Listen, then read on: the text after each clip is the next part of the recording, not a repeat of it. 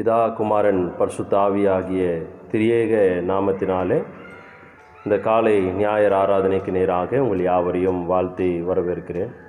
நாம் யாவரும் இருந்த ஸ்தலங்களிலே கண்களை மூடின வண்ணமாய் நம் தேவாதி தேவனை நோக்கி விண்ணப்பத்தை ஏறெடுப்போம். கிருபை நிறைந்த எங்கள் ஆண்டவரே, உம்மை நாங்கள் நன்றியோடு ஸ்தோத்தரித்து உம்முடைய பொற்பாதங்களை தொட்டு நாங்கள் முத்தம் செய்கிறோம். அப்பா, எங்கள் தேவன் நீர் பெரியவர், சகலத்தையும் ஆளுகை செய்கிற தேவனாக இருக்கிறபடியாலே உம்மை துதிக்கிறோம். ஆண்டவரே, உம்முடைய நாமம் பெரியதாக இருக்கிறபடியாலே உம்மை ஸ்தோத்தரிக்கிறோம். இம்மட்டமாக எங்களை பாதுகாத்து வழிநடத்தி சகல விதமான நன்மைகளினாலே எங்களை ஆண்டவரே நிரப்பி வருகிற உம்முடைய தயவுக்காக நன்றி சொல்லுகிறோம். எத்தனை சூழ்நிலைகள், எத்தனை போராட்டங்கள், எத்தனை வியாகுலங்கள், எத்தனை கண்ணீர் எங்களுடைய வாழ்க்கையில் இருந்தாலும் எங்கள் தேவனாகிய கர்த்தருடைய நாமத்தினாலே நாங்கள் அவைகளை தாண்டி வர கர்த்தர் நீர் எங்களுக்கு பாராட்டி வருகிற உம்முடைய மகத்துவமான ஈவுகளுக்காக நாங்கள் நன்றி சொல்லுகிறோம். இந்த நாளில் எங்களுடைய திருச்சபையில் இருக்கிற ஒவ்வொரு பிள்ளைகளுக்காக ஸ்தோத்தரிக்கிறோம். கர்த்தர் நீர் யாவரையும் பராமரித்து ஆசீர்வதித்து வழிநடத்தி வருகிற உம்முடைய கிருபைக்காக நன்றி சொல்லுகிறோம். ஒவ்வொரு குடும்பங்களையும் கர்த்தர் பேராய் தனித்தனியாய் நீர் ஆசீர்வதிக்க வேண்டும் என்று மன்றாடுகிறோம். ஆண்டவரே, இந்த கொரோனா COVID-19 இந்த கொடிய கொள்ளை நோயின் காலங்களிலும் இதுபோல ஆண்டவரே சோஷியல் மீடியா வழியாக உம்முடைய நாமத்தை நாங்கள் மகிமைப்படுத்தி கொண்டிருந்தாலும் என் தேவன் எங்களை ஒருபொழுதும் மறவாதவராக இருக்கிறபடியால் நன்றி சொல்லுகிறோம். அவனமாய் நாங்களும் உம்மை துதிப்பதில், உம்மை ஆராதிப்பதில் மறந்து போகாதபடிக்கு இதுபோல நல்லதோர் ஆண்டவரே வழிவாசலை நீர் திறந்தருளினதுக்காக நன்றி சொல்லுகிறோம். தொடர்ந்து எங்கள் பிள்ளைகளை ஆசீர்வதியும். இதை பார்க்கிறவர்கள், இது நிமித்தமாய் உம்மை துதித்து உம்முடைய நாமத்தை மகிமைப்படுத்துகிறவர்கள் யாவர் மேலும் கர்த்தர் முன்மாறியும் பின்மாறியுமான ஆசீர்வாதத்தை நீர் வர்ஷிக்கப்பட வேண்டும் என்று மன்றாடுகிறோம். தொடர்ந்து இந்த ஆராதனையில் உம்முடைய கரம் வழி நடத்த வேண்டும் என்று நாங்கள் ஒப்பு கொடுக்கிறோம். நாங்கள் பாடுகிற பாடல், வாசிக்க போகிற வேத பகுதி, கேட்க போகிற உம்முடைய சத்திய வசனங்களிலும் உம்முடைய பிரசனம் தொடர்ந்து ஆளுகை செய்ய வேண்டும் என்று சொல்லி எல்லா துதி கன மகிமை யாவும் ஒருவருக்கே எடுத்து உலக இரட்சகராம் இயேசு கிறிஸ்துவின் ஈடினியற்ற நாமத்தில் இந்த விண்ணப்பத்தை நாங்கள் தாழ்மையாக எடுக்கிறோம். எங்கள் ஜீவனுள்ள நல்ல பிதாவே, ஆமேன் ஆமேன். நாம் இருந்த ஸ்தலங்களிலே நாம் கர்த்தருடைய நாமத்துக்கு மகிமையாக நம்முடைய ECI பாடல் புத்தகத்தில் பாடல் எண் 229வது பாடல், இயேசுவை போல் அழகுள்ளோர் யாரும் இல்லை பூவியில் என்ற பாடலை பாடி கர்த்தருடைய நாமத்தை நாம் மகிமைப்படுத்துவோம்.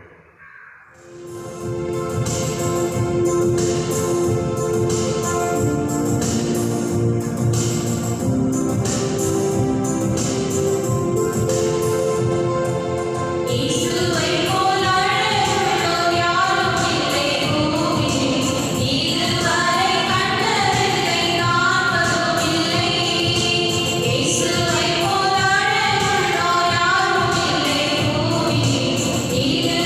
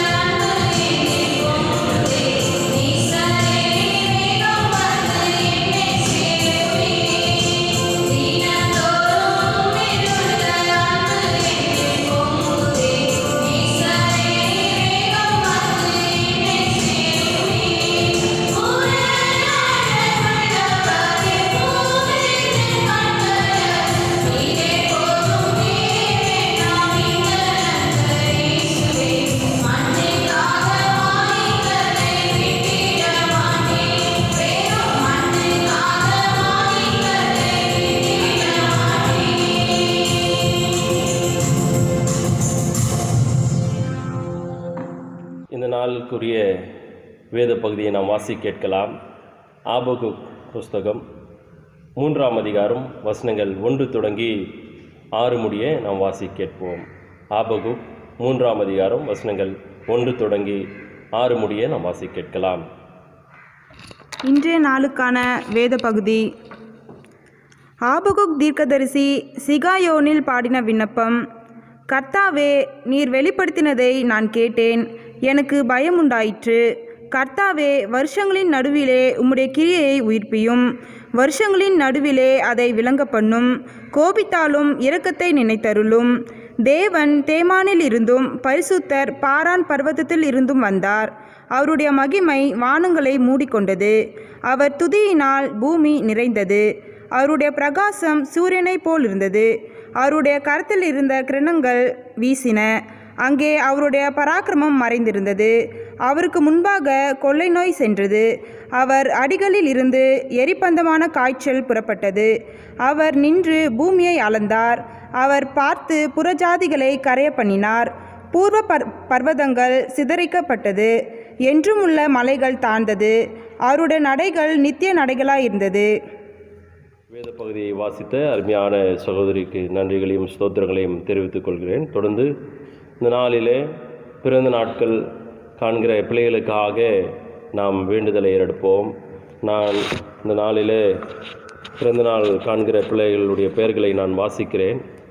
வருகிற 27/7/2020 அதாவது 27ஆம் தேதி இந்த மாதத்தில் பிறந்த நாள் காண்கிற மிஸ்ஸஸ் பிளஸ்ஸி யோவேலை தேவனுடைய நாமத்தினால் வாழ்த்துகிறேன். அதைத் தொடர்ந்து 28ஆம் தேதி இந்த மாதத்தில் பிறந்த நாள் காண்கிற mister Kaviyarasan, mister Kaviyarasu son of Ilango இவர்களையும் ஆண்டவராகிய இயேசு கிறிஸ்து நாமத்தினால் வாழ்த்துகிறேன். 29ஆம் தேதி இந்த மாதத்தில் பிறந்த நாள் காண்கிற mister Yasik Andros son of Godwin மற்றும் 30ஆம் தேதி இந்த மாதத்தில் பிறந்த நாள் காண்கிற mister Praveenkumar son of Manimegalai இவர்களையும் தேவனுடைய நாமத்தினாலே வாழ்த்துகிறேன்.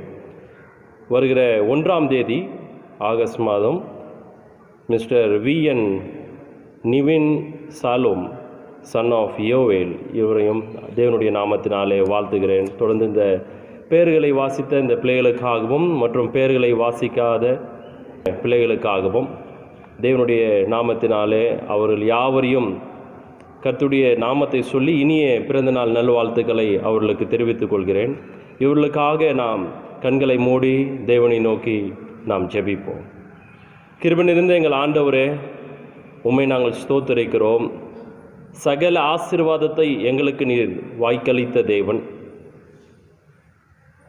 வருடங்களையும் நாட்களையும் எண்ணத்தக்கதான திராணியை நீர் எங்களுக்கு தந்திருக்கிறபடியால் நன்றி சொல்லுகிறோம். வருஷங்களை நன்மைகளாலே முடிசூட்டுகிற எங்கள் தேவன், இந்த பெயர்களை வாசித்த இந்த ஒவ்வொரு பிள்ளைகளுக்காக நாங்கள் நன்றி சொல்லுகிறோம். இன்னும் வாசிக்க தவறி போன பிள்ளைகளுக்காக ஸ்தோத்தரிக்கிறோம். இந்த வருகின்ற வாரங்களிலே பிறந்த நாள் காண்கிற ஒவ்வொரு பிள்ளைகளையும் உம்முடைய நாமத்தை சொல்லி பிதா, குமாரன், பரிசுத்த ஆவியின் திரியேக நாமத்தினாலே இவர்களை நாங்கள் வாழ்த்தி ஆசீர்வதிக்கிறோம். கர்த்தர் நீர் வாழ்த்துவீராக, ஆசீர்வதிப்பீராக. இந்த புதிய ஆண்டு புதிய ஆசீர்வாதத்தோடு, புதிய சேமத்தோடு, புதிய மகிழ்ச்சியோடு, புதிய சமாதானத்தோடு துவங்கத்தக்கதான ஒரு கிருபையின் வரத்தை பிள்ளைகளுக்கு நீர் வாய்க்க அருள்வீராக. புதிய தாளங்களினாலே நிரப்புங்க. இந்த பிள்ளைகளை நினைத்து ஆண்டவரே இவர்களை கண்டு இவர்களுடைய பெற்றோர்கள் இன்னும் மகிழ்ந்து உம்முடைய நாமத்தை ஸ்தோத்தரிக்க கிருபை செய்வீராக. இவருடைய போக்கையும் வரத்தையும் ஆசீர்வதிங்க. எல்லாவற்றிலும் உடைய கரம் இருக்க வேண்டும் என்று சொல்லி இவர்களை பலப்படுத்த வேண்டும் என்று சொல்லி உலக இரட்சகராம் இயேசு கிறிஸ்துவின் ஈடு நியற்ற நாமத்தில் இவர்களை நாங்கள் வாழ்த்தி ஆசீர்வதிக்கிறோம். இயேசுவின் நாமத்தில் ஜெபிக்கிறோம் ஜீவனுள்ள நல்ல பிதாவே, ஆமேன், ஆமேன். இந்த நாளிலே நாம் கர்த்தருடைய வார்த்தைக்கு நேராக கடந்து செல்ல போகிறோம். விசேஷித்த தேவ மனிதன், அநேகருடைய வாழ்க்கையில், அநேக ஊழியக்காரர்களுடைய வாழ்க்கையில் ஆசீர்வாதமான ஒரு தேவ மனிதன் என்று நாம் சொல்லலாம். நம்முடைய இந்திய சுவிசேஷ திருச்சபையில் இன்றைக்கு பிரதம பேராயராக கர்த்தர் நமக்கு கொடுத்திருக்கிற பெரிய ஆசீர்வாதத்தின் கருவியாய் பாத்திரமாய் காணப்படுகிற நம்முடைய பிரதம பேராயர் ஐயா அவர்கள் இந்த நாளிலே நமக்கு கர்த்தருடைய வார்த்தையை நமக்கு கொண்டு வருவார்கள். அவருடைய சத்தியம் நிச்சயமாகவே நம் அனைவருக்கும் ஒரு ஆழ்ந்த உயிர்மீட்சியாக இருக்கும் என்று சொல்லி நான் நம்புகிறேன். தொடர்ந்து ஐயா அவர்கள் கர்த்தருடைய வார்த்தையை நமக்கு கொண்டு வருவார்கள்.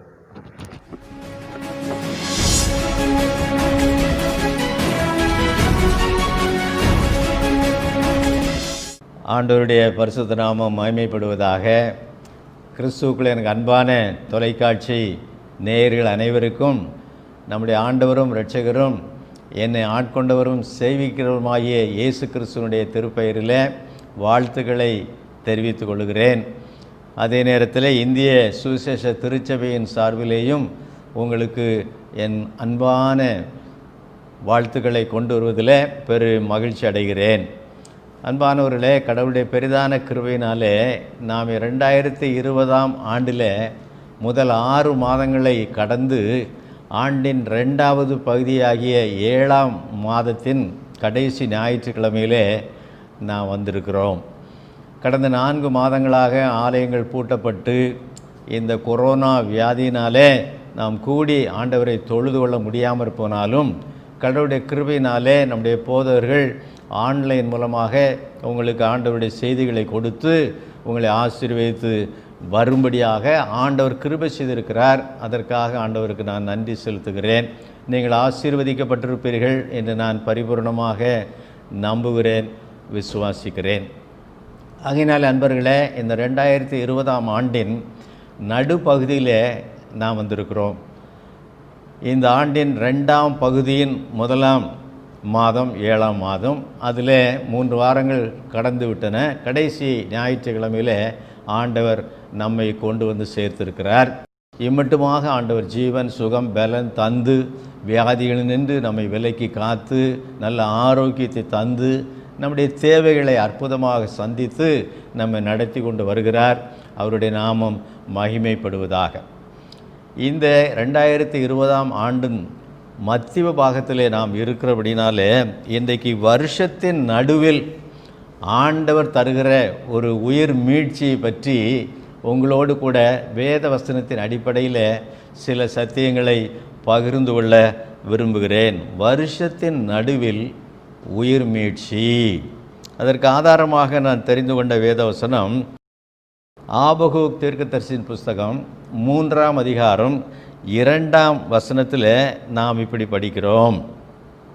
ஆபகூக் 3:2, கர்த்தாவே, வருஷங்களின் நடுவில் உம்முடைய கிரியையை உயிர்ப்பியும், வருஷங்களின் நடுவில் அதை விளங்க பண்ணும், கோபித்தாலும் இரக்கத்தை நினைத்தருளும் என்று ஜெபிக்கிறான்.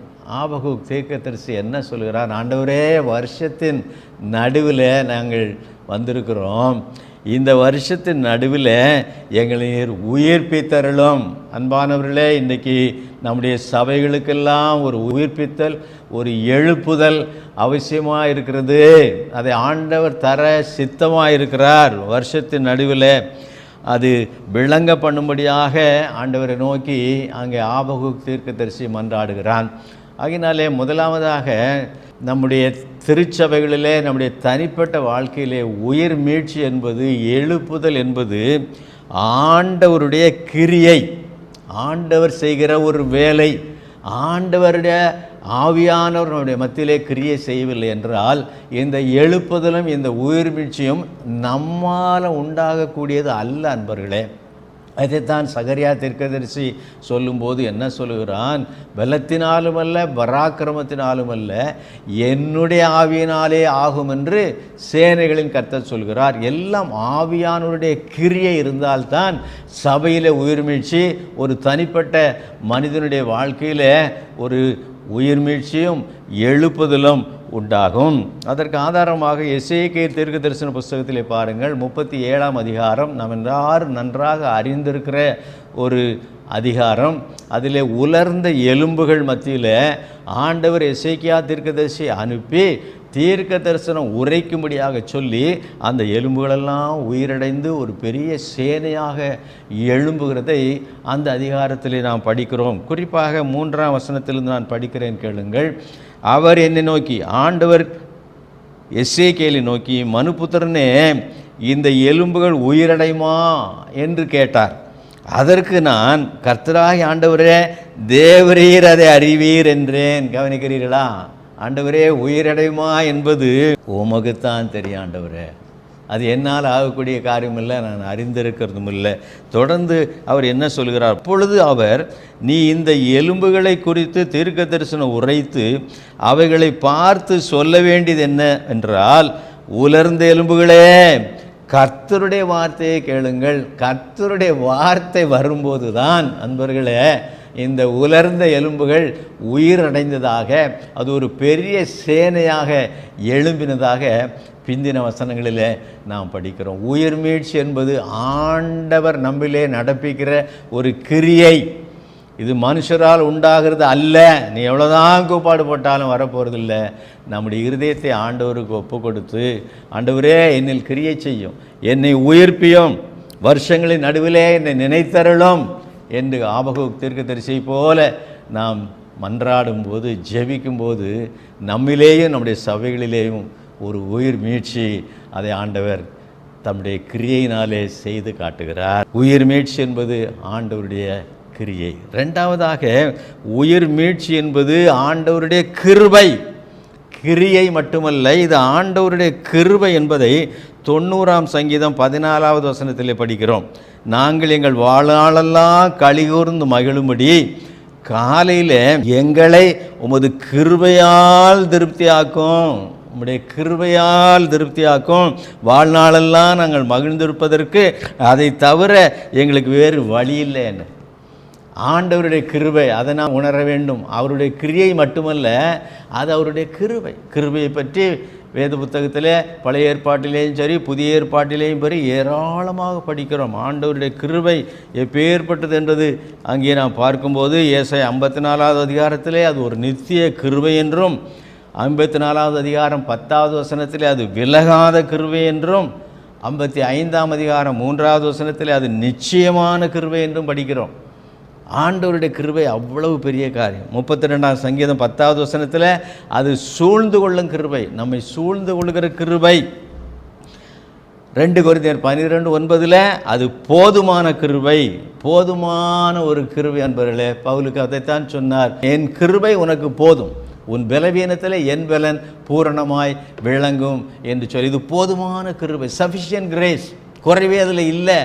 ஆகினாலே அது பெரிய கிருபையாக 103ஆம் சங்கீதம் 11வது வசனத்தில் நாம் படிக்கிறோம். இப்படியாக ஆண்டவருடைய கிருபை இருக்கிறபடினால அன்பர்களே, அது விலகாத போதுமான பெரிய கிருபையாக இருக்கிறபடினால நிச்சயமாக நம்மிலேயும் நம்முடைய சபைகளிலேயும் அவர் கிருபையை தந்து தம்முடைய உயிர்மீழ்ச்சியை எழுப்புதலை வருஷங்களின் நடுவில் அவர் கட்டளையிட போதுமானவராக இருக்கிறார். இது ஆண்டவருடைய கிரியை மட்டுமல்ல, இது ஆண்டவருடைய கிருபை.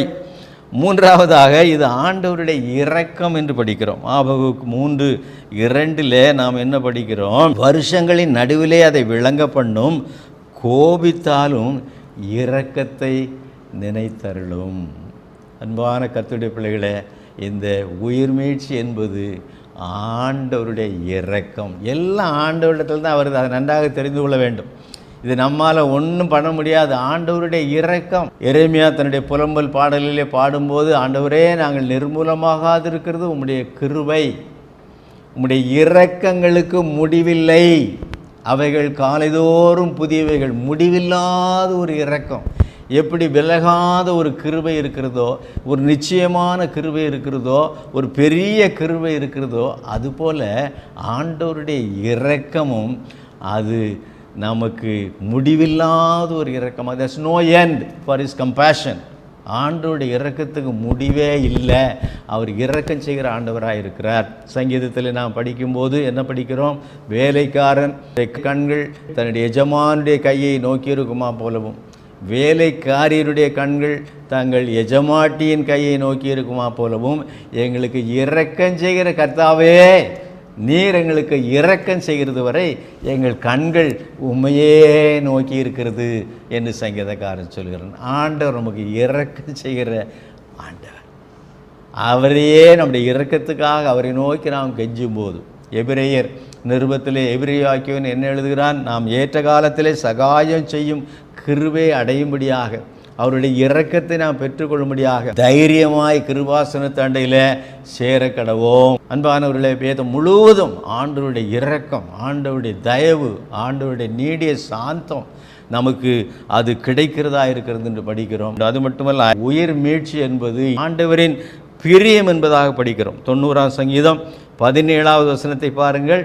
எங்கள் தேவனாகிய ஆண்டவரின் பிரியம் எங்கள் மேல் இருப்பதாக, எங்கள் கைகளின் கிரியையை எங்களிடத்தில் உறுதிப்படுத்தும்.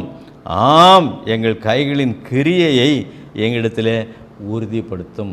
சபையிலே உயிர் மீட்சியை கொண்டு வர வேண்டும், தனி மனிதனிலே ஒரு எழுச்சியை கட்டளையிட வேண்டும் என்பது ஆண்டவருடைய பிரியம். ஆண்டவருக்கு பிரியமானது என்று வேதத்திலே அநேக காரியங்களை குறித்து நாம் படிக்கிறோம். உற்சாகமாய் கர்த்தர் கொடுக்கிறவனிடத்திலே கர்த்தர் பிரியமாக இருக்கிறார் என்று நாம் படிக்கிறோம். அநேக காரியங்கள் அவருக்கு பிரியமான காரியங்கள். ஆலயத்தை கட்டுங்கள், அதன் மேல் பிரியமாக இருக்கிறேன் என்று சொல்ல ஏராளமான பிரியமான காரியங்கள் வேதத்தில் சொல்லப்பட்டிருக்கின்றன. அவைகளிலே ஒன்று, அன்பர்களை நன்றாக தெரிந்து கொள்ளுங்கள், நம்மிலேயும் நம்முடைய தனிப்பட்ட வாழ்க்கையிலேயும் ஒரு எழுப்புதலையும் உயிர் மீட்சியையும் கொண்டு வருதும், அதுபோல சபைகளிலே உயிர் மீட்சியை கொண்டு வருது ஆண்டவருடைய பிரியம். அதனாலே அதை செய்வார். இந்த காலங்களில் அதிகமாக இதை நம்ப வேண்டும் அன்பர்களே. இன்றைக்கு கடவுளுடைய கிருபையினாலே ஏராளமான ஜெபங்கள் இந்த கொரோனா வியாதியை பற்றி பாதிக்கப்பட்டிருக்கிறபடினாலே ஏராளமான ஜெபங்கள் கிறிஸ்தவர்களாகிய நாம் சபைகளிலேயும் தனிப்பட்ட இடங்களிலேயும் வீடுகளிலேயும் ஜெபித்து கொண்டு வருகிறோம். அதில் நாம் உணர்ந்து கொள்ள வேண்டியது என்னவென்றால், ஆண்டவரே எங்களுக்கு உயிர் மீட்சியை கட்டளையிடுவது உங்களுக்கு பிரியமானது, நீர் அதை விரும்புகிறீர். சபை வளர்ந்து போகக்கூடாது, தாழ்ச்சி அடைந்து போகக்கூடாது, சீன திசை அடைந்து விடக்கூடாது, அது வளர வேண்டும், உயிரோடு இருக்க வேண்டும் என்பதை நீர் விரும்புகிறீர். அது உம்முடைய பிரியம் ஆண்டவரே, அதை நீர் எங்கள் மத்தியில் செய்தருளும் என்பதாக நான் வேண்டிக் கொள்ள வேண்டும். அது மட்டுமல்ல, 5வதாக உயிர் மீட்சி அனுப்புவது ஆண்டவருடைய மகிழ்ச்சியான ஒரு காரியம், ஆண்டவருக்கு மகிழ்ச்சியான காரியம். 85ஆம் சங்கீதம் 6வது வசனத்திலே நாம் பார்க்கும்போது, உமது ஜனங்கள் உம்மில் மகிழ்ந்திருக்கும்படி நீர் எங்களை திரும்ப உயிர்ப்பிக்க மாட்டீரோ. ஆண்டவருடைய உயிர்ப்பித்தல் நமக்கு வரும்போது அது நமக்கு மகிழ்ச்சியை தருகிறது. அது ஆண்டவருடைய மகிழ்ச்சியாக இருக்கிறது, நாம உண்டாக்கி கொள்கிற மகிழ்ச்சி இல்லை அன்பர்களே. உம்முடைய வேதத்திலே பிரியமாக இருக்கிறவனுக்கு மகிழ்ச்சி உண்டு, வேதத்தை நேசிக்கிறவனுக்கு மிகுந்த சமாதானம் உண்டு என்று படிக்கிறோம். இந்த உள்ளத்துக்குள்ளே வருகிற மகிழ்ச்சி இருக்கிறது, அது ஆண்டவர் தருகிற ஒரு மகிழ்ச்சி. சங்கீதக்காரன் 4ஆம் சங்கீதத்தில் என்ன சொல்கிறான்? அவர்களுக்கு தானியமும் திராட்சரசமும் பெருகி இருக்கிற காலத்திலும் அதிக மகிழ்ச்சியை என் உள்ளத்தில் தந்தீர். இந்த மகிழ்ச்சி எங்கேருந்து வருது? ஆண்டவரிடத்திலிருந்து வருது. ஆகினாலே இந்த உயிர் மீட்சி நமக்கு வரும்போது நம்மிலே மகிழ்ச்சி, அது ஆண்டவர் மகிழ்ச்சியோடு கூட அதை நமக்கு செய்கிறார் என்பதை நாம் பார்க்கிறோம். 90ஆம் சங்கீதம் 14வது வசனம் என்ன சொல்கிறது? நாங்கள் எங்கள் வாழ்நாளெல்லாம் களிகூர்ந்து மகிழும்படி தேவரீர் எங்களை சிறுமைப்படுத்தின நாட்களுக்கும் நாங்கள் துன்பத்தை கண்ட வருஷங்களுக்கும் தக்கதாக எங்களை மகிழ்ச்சி ஆக்கும். ஆண்டவரே, எங்களை மகிழ்ச்சி ஆக்கும். அந்த உயிர் மீட்சி எங்களுக்கு அனுப்பி தந்து உண்மையிலே நாங்கள் களி கூறும்படியாக, மகிழும்படியாக, சந்தோஷப்படும்படியாக அந்த மகிழ்ச்சி எங்களுக்கு தாராண்டவரே என்று அங்கே சங்கீதக்காரன் ஜெபிக்கிறதை நாம் பார்க்கிறோம். ஆண்டவரின் கிரியை, ஆண்டவரின் கிருபை, ஆண்டவரின் இரக்கம், ஆண்டவரின் பிரியம், அது ஆண்டவரின் மகிழ்ச்சி மட்டுமல்ல, 6வதும் கடைசியுமாக அது ஆண்டவருக்கு மகிமை சேர்க்கிறதா இருக்கிறது. ஆண்டவரின் மகிமை. சபைகளிலே உயிர் மீட்சி வருவது சபைகளிலே மட்டுமல்ல, ஒரு தனிப்பட்ட மனுஷனுடைய வாழ்க்கையிலே எழுப்புதல் ஏற்படுவது அது ஆண்டவருக்கு மகிமை சேர்க்கிறதா இருக்கிறது. அதுதான் பிரதான முக்கியம். இன்றைக்கி ஒரு சபையில் எழுப்புதல் வந்து விட்டால் ஏதோ நாம் கொண்டு வந்து விட்டோம்னு நினைப்பதற்கல்ல, சகல கனமும் மகிமையும் ஆண்டவருக்கு தான் சொந்தம். 90ஆம் சங்கீதம் 16வது வசனத்திலே அப்படி படிக்கிறோம். உமது கிரியை உமது ஊழியக்காரருக்கும் உமது மகிமை அவர் பிள்ளைகளுக்கும் விளங்குவதாக. ஆண்டவருடைய மகிமை, ஆண்டவருடைய மகிமை இந்த எழுப்புதல் நம்முடைய சபைகளில் உண்டாகிவிட்டதென்றால், ஒரு தனிமகனுடைய மனுஷனுடைய வாழ்க்கையில் உண்டாகிவிட்டதென்றால், சகல கனமும் மகிமையும் ஆண்டவருக்கு தான் சொந்தம். நண்பர்களே, அதை நாம் ஒருபோதும் மறந்து போகவே கூடாது. ஆகினாலே இந்த உயிர்மீட்சி, இந்த எழுப்புதல் வருஷங்களின் நடுவில், இந்த வருஷத்தில் ஆண்டவரே எங்களுக்கு தாரும் என்று நாம் ஜெபிக்கும்போது ஆண்டவர் தொடர்ந்து அதை வருஷம் முழுவதும் தந்து கொண்டே இருப்பார் என்பதில் சந்தேகமே இல்லை. இந்த உயிர்மீட்சி வர வேண்டுமென்றால், குறிப்பாக இதெல்லாம் ஆண்டவருடைய கருத்திலே இருந்து வருகிறது என்றால், நாம் செய்ய வேண்டிய சில காரியம், அதாவது அறிந்து கொள்ள வேண்டிய காரியம், முதலாவது பரிசுத்த ஆவியானவருடைய ஒரு சந்திப்பு ஒரு தனிப்பட்ட மனிதனுக்கும் ஒரு சபைக்கும் அது அவசியமாக இருக்குது. அதனால தான் நான் ஆரம்பத்திலே சொன்னேன், அது நம்முடைய பலத்தினாலும் அல்ல, நம்முடைய பராக்கிரமத்தினாலும் அல்ல, அவருடைய ஆவியினாலே ஆகும். உயிர்மீட்சி வர வேண்டுமென்றால் அது பரிசுத்த ஆவியானவர் மட்டும்தான் கொண்டு வர முடியும். அவர் மறுபடியுமாக ஒரு revisit of the Holy Spirit is needed these days. இந்த வருஷங்களில் பரிசுத்த ஆவியானவர் மறுபடியுமாக நம்ம வந்து ஒரு விசிட் பண்ண சந்திக்க வேண்டிய ஒரு காலம் இது. அதற்கு நாம் இடம் கொடுக்க வேண்டும். ரெண்டாவதாக நாம் ஆண்டவருடைய வசனத்துக்கு திரும்ப வேண்டும். Back to the Bible. இப்போது வேதத்திலிருந்து பிரசங்கம் கேட்கறது ரொம்ப அரிதாக இருக்கிறது நண்பர்களே, உங்களுக்கு தெரியும். எதேதோ கதைகளை சொல்லி, எதேதோ தங்கள் சொந்த அனுபவங்களை சொல்லி, செய்திகளை சொல்லி முடித்து விடுகிற ஒரு காலத்துக்குள்ளே நான் வந்திருக்கிறோம். இன்றைக்கி நாம் மிகுந்த ஜாக்கிரதையாக இருக்க வேண்டும். நம்முடைய பிரசங்கங்கள், நம்முடைய செய்திகள் இந்த வேத வசனத்தின் அடிப்படையிலே இல்லாமற் போகும் என்றால் அதில் பிரயோஜனம் இல்லை, உயிர்மீட்சி எழுப்புதல் வராது. யோசியா ராஜா காலத்தில் நியாயப்பிரமாண புஸ்தகத்தை, தேவனுடைய வசனத்தை ஆலயத்தில் கைவிடப்பட்டு கிடந்த இடத்துல கண்டுபிடிக்கப்பட்டு அது யோசியா ராஜாவுக்கு வரப்பட்டு அவன் வாசித்தான். அதை வாசித்து ஜனங்களுக்கெல்லாம் பிரகடனம் பண்ணும்போது ஒரு பெரிய எழுப்புதல் உண்டாயிற்று என்று படிக்கிறோம். அதே போல் நெகேமியாவின் புஸ்தகத்தில் படிக்கிறோம், எஸ்ரா என்கிற வேதபாரகன் வேதத்தை, நியாயப்பிரமாணத்தை படிக்க ஆரம்பித்தான். ஜனங்கள் எல்லாரும் காலை தொடங்கி சாயங்காலம் வரை அழுது கொண்டே நின்று கொண்டே கேட்டார்கள். அங்கே ஒரு எழுப்புதல் உண்டாயிற்று என்று படிக்கிறோம். தேவனுடைய வசனத்துக்கு நாம் திரும்ப வேண்டும். அது எவ்வளோ அதிகமாக நாம் தியானிக்கிறோமோ, சிந்திக்கிறோமோ, அவ்வளோக்கு அதிகமாய் நம்மிலேயும் நம்முடைய சபைகளிலேயும் உயிர்மீட்சி எழும்பும் நண்பர்களே. ஆகினாலே பரிசுத்த ஆவியானவர் ரீவிசிட்டேஷன் மட்டுமல்ல, ரிட்டர்னிங் டு காட்ஸ் வேர்ட் மட்டுமல்ல, நாம் அதிகமாக ஜெபத்திலே காத்திருக்க வேண்டும். ஜெபிக்கும்போது ஆவியானவர் அந்த கிரியை நம்மிலே நடப்பிக்கிறார். ஆண்டவராய் இயேசுவானவர் உயிரோடு இருந்து பரலோகத்துக்கு போவதற்கு முன்பாக தம்முடைய சீஷர்களுக்கு சொன்னார், பிதாவின் வாக்குத்தத்தம் நிறைவேறுகிறது வரை காத்திருங்கள். அவர்கள் காத்திருந்து 10 நாள் ஜெபித்தார்கள். பெந்தேகோஸ்தே நாள் வந்தபோது அவர்கள் எல்லாரும் பரிசுத்த ஆவியானவராலே நிரப்பப்பட்டார்கள். பெரிய எழுப்புதல் எருசலேம் முழுவதும் மட்டுமல்ல, அந்த நாட்களிலே எருசலேமிலே கூடி வந்திருந்த ஏறத்தாழ 15-16 வித்தியாசமான நாடுகளில் இருந்த எல்லாரும் பேதுருடைய பிரசங்கத்தை கேட்டு ரட்சிக்கப்பட்டவர்களாய், மனம் திரும்பினவர்களாய், ஞானஸ்நானம் பெற்றவர்களாய் தங்கள் சொந்த நாடுகளுக்கு கடந்து போனார்கள். அங்கே அவர்கள் சாட்சிகளாக இருந்தார்கள். சபைகள் உண்டாக்கி அவ்வளோ பெரிய உலகளாவிய ஒரு எழுப்புதல் அந்த பரிசுத்த ஆவியானவர் ஊற்றப்பட்ட நாளிலே வந்தது. அதற்கு காரணம் 10 நாட்கள் காத்திருந்து ஜெபித்ததே. அதை நாம் மறந்து போகக்கூடாது.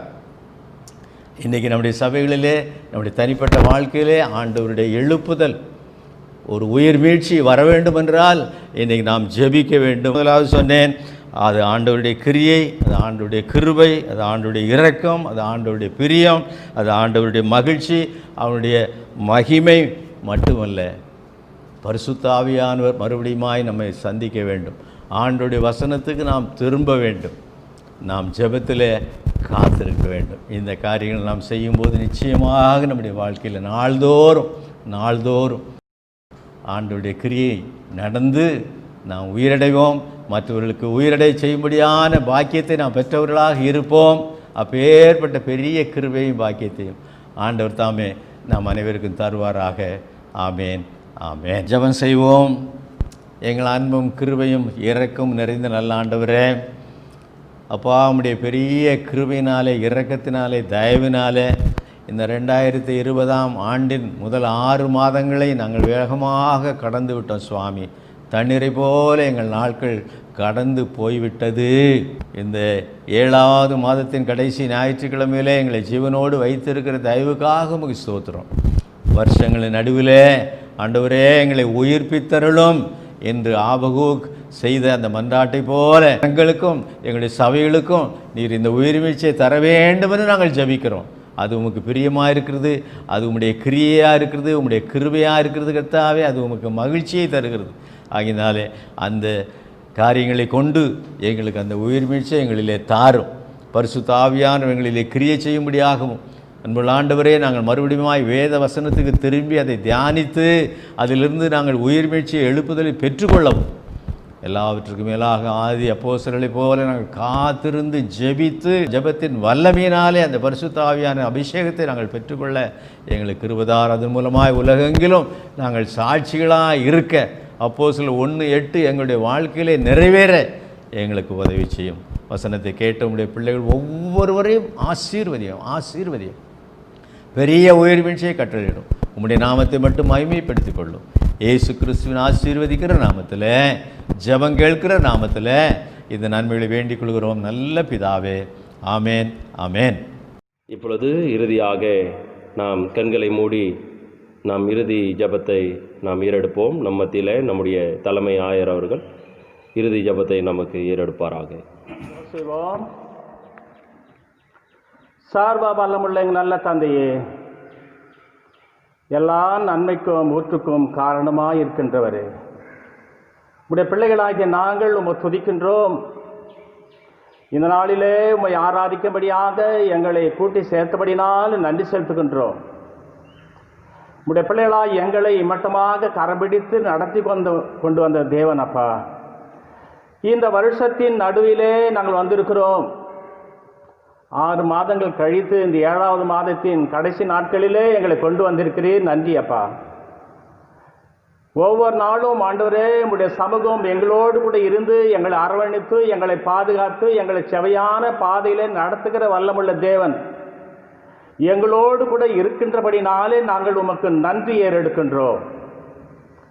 இந்நாளிலே தந்தையே, எங்களுடைய பிரதம பேராயர் அவர் மூலமாக நாங்கள் கேட்ட திருவார்த்தைக்காக நன்றி செலுத்துகின்றோம். உம்முடைய மெல்லிய சத்தம் எங்களை உயிர்ப்பிக்கின்ற சத்தம். உம்முடைய மெல்லிய சத்தம் எங்களுடைய வாழ்க்கையிலே விசேஷித்த ஒரு முன்னேற்றத்தை, உயிர்மீழ்ச்சியை, ஒரு மறுமலர்ச்சியை கொடுக்கிற திரு சத்தமாக இருக்கின்றபடினாலே நாங்கள் உம்மை துதிக்கின்ற ராஜா, உம்மை போற்றுகின்றோம். அப்பா பிதாவே என்று அழைக்கின்றோம்.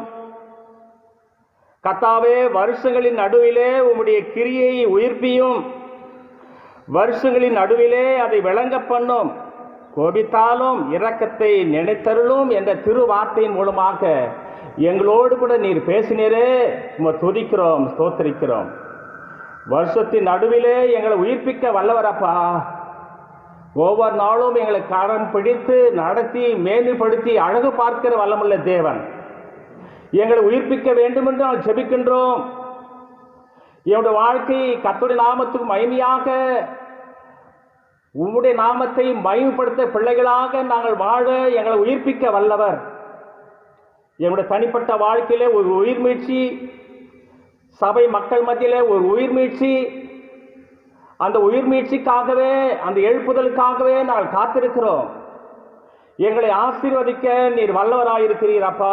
துதிக்கிறோம், ஸ்தோத்தரிக்கிறோம் சாமி. உலர்ந்த எலும்புகளை உயிர்ப்பிக்க வல்லவர். என்னுடைய வாழ்க்கையிலே ஆண்டவரே, அநேக நேரங்களிலே சோர்ந்து போன நேரங்கள் உண்டு, விசுவாசத்தை விட்டு விலகி போன நேரங்கள் உண்டு.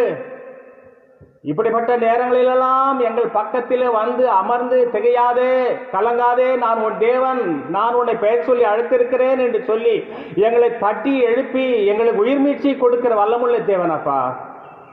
நீர் எங்களோடு கூட இருக்கின்றபடினாலே நன்றி செலுத்துகின்றோம். ஆண்டவரே, என்னுடைய வாழ்க்கையிலே நீர் கொடுக்க போகிற உடைய வல்லமையான உயிர்மீழ்ச்சிக்காக நன்றி செலுத்துகிறோம். உயிர்மீழ்ச்சி என்பது உம்முடைய சமூகத்திலிருந்து எங்களுக்கு இறங்கி வருகிற கிரியை. உயிர்மீழ்ச்சி என்பது உம்முடைய சமூகத்திலிருந்து இறங்கி வருகிற கிருபை. உயிர்மீழ்ச்சி என்பது உம்முடைய சமூகத்திலிருந்து இறங்கி வருகிற இரக்கம். உயிர் மீட்சி என்பது உடைய சமூகத்தில் எங்கள் ஆண்டவரையோட நாமத்துக்கு மகிமையான பிரிமையான காரியம். உயிர் மீட்சி என்பது ஆண்டவரே எங்களுக்கு விசேஷித்த மகிழ்ச்சி, உடைய நாமத்தை மயப்படுத்துகிற மகிழ்ச்சி. உயிர் மீட்சி என்பது ஆண்டவரே அதன் உம்மால் வருகிற விசேஷித்த மகிமையப்பா. எனவே அவ்விதமான உயிர் மீட்சியின் பாதையிலே எங்களை நடத்த வேண்டும் என்றால் ஜெபிக்கின்றோம். எங்களை உயிர்ப்பிக்கிற கர்த்தரப்பா, இது யாரால் முடியும்? உம்மால் மாத்திரமே. பரிசுத்த ஆவியானவர்கள் மாத்திரமே எங்களுக்கு உயிர் மீட்சி. சத்திய வசனத்தின் மூலமாகவே எங்களுக்கு உயிர் மீட்சி. உம்முடைய சமூகத்துக்குள்ளே காத்திருந்து ஜெபிக்கிற காரணத்தினாலேயே எங்களுக்கு உயிர் மீட்சி சுவாமி. நாங்கள் ஜெபித்து ஆசீர்வாதங்களை பெற்றுக்கொள்ள எங்களுக்கு அருள் தாங்க. இந்த சத்தத்தை கேட்கிற பிள்ளைகளை, கேட்ட பிள்ளைகளை ஆண்டவரே உடைய நாமத்துக்கு மகிமையாக ஆசீர்வதித்து உயிர் மீட்சியின் பாதையிலே நடத்த வேண்டும் என்று நான் ஜெபிக்கின்றோம். செய்தியை பகிர்ந்து கொண்ட எங்கள் பிரதம பேராயர் அவர்களை ஆசீர்வதிங்க, அவருடைய ஊழியத்தை ஆசீர்வதிங்க, அவருடைய குடும்பத்தை ஆசீர்வதிங்க, அவருடைய தரிசனங்களை ஆசீர்வதிங்க. இந்த சத்தத்தை கேட்ட பிள்ளைகளை ஆசீர்வதிங்க. திருச்சபை மக்கள் ஒவ்வொருவரையும் ஆசீர்வதிங்க. ஒவ்வொரு குடும்பத்திலும் ஒரு பிரச்சனை இருந்து ஆசீர்வதித்து நடத்த வேண்டும் என்று நான் ஜெபிக்கின்றோம். இந்த பொல்லாத காலகட்டத்திலே சபை மக்களை பாதுகாத்துக் கொள்ளுங்க, அரணாயிருங்க, கோட்டையாயிருங்க. உடைய சமூகம் உடைய பிள்ளைகளோடு இப்படி இருக்கட்டும். இறைமைந்த இயேசு கிறிஸ்துவின் நல்ல நாமத்தில் வேண்டுகின்றோம் எங்கள் நல்ல பிதாவே, ஆமென். நம்முடைய கர்த்தராகிய இயேசு கிறிஸ்துவின் கிருபையும் பிதாவாகிய தேவனுடைய அன்பும் பரிசுத்த ஆவியானவரின் ஆசீர்வாதம் வழிநடத்துதலும் நம் அனைவரோடு கூட சதா காலங்களிலும் எப்போதும் நிலைத்திருப்பதாக. ஆமென்.